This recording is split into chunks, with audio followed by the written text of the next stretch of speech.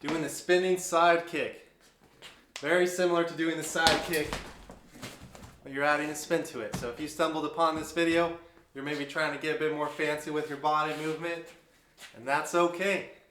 As long as you practice, you can still make an efficient hit out of something that involves you spinning. Terrible one there. I'll keep that one for you guys. If I'm here.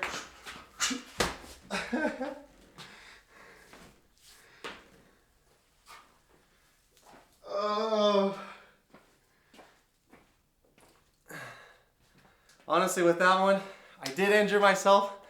I hyperextended my knee, so be careful when practicing this. Take it slow. Stick to the end of this video and you'll be able to see me use this kick to break through a board. Let's get started. So to be honest, I can't really throw this kick from this stance right here. I'm not that perfect with it, I'll show you. I have to take it a lot slower than if I'm here. You know, and that's fine. I'm practicing, we're all practicing. Sometimes when practicing a move, you'll be more proficient with one side of your body, you'll get to recognize that. Still practice with both sides.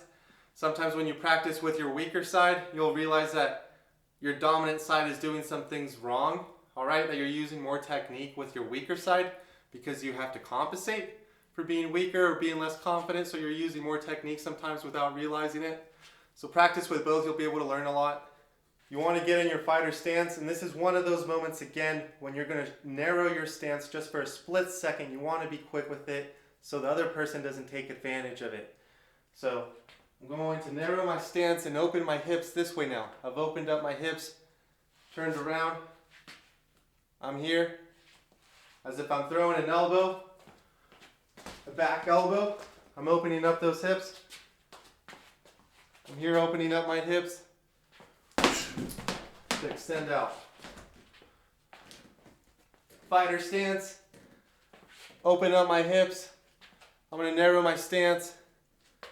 All right, and I'm going to bring this leg that was in the front is now becoming my back leg.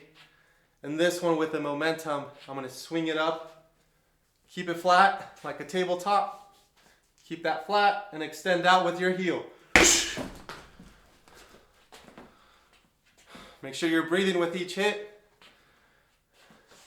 If I just show you the leg movement, it's almost very similar to a side kick. You're here, flat tabletop, extending with the back of your heel. But now when you're this way, I'm opening up my hips, raising up, and extending out. I'm here in my fighter stance. I'm taking a quick step to narrow my stance, to come in. Quick step, extend out. Quick step, open up the hips, extend out. Once again, in your stance, quick step to open up the hips, extend out.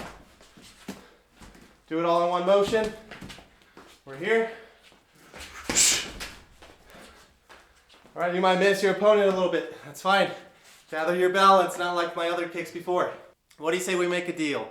If I break a board using the spinning back kick, you'll like the video. I might damage myself from hitting the concrete behind it. Who knows? You're about to find out.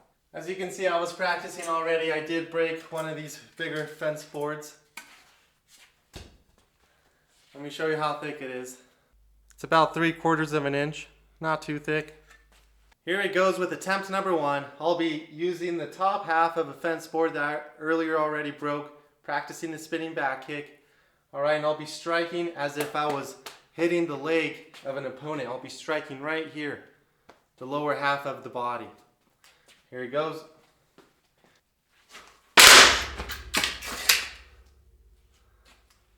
There you have it.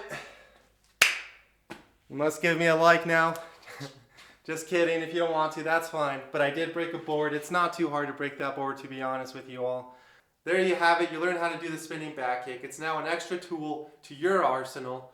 Hit the notification bell. I'll be touching a new topic with workouts.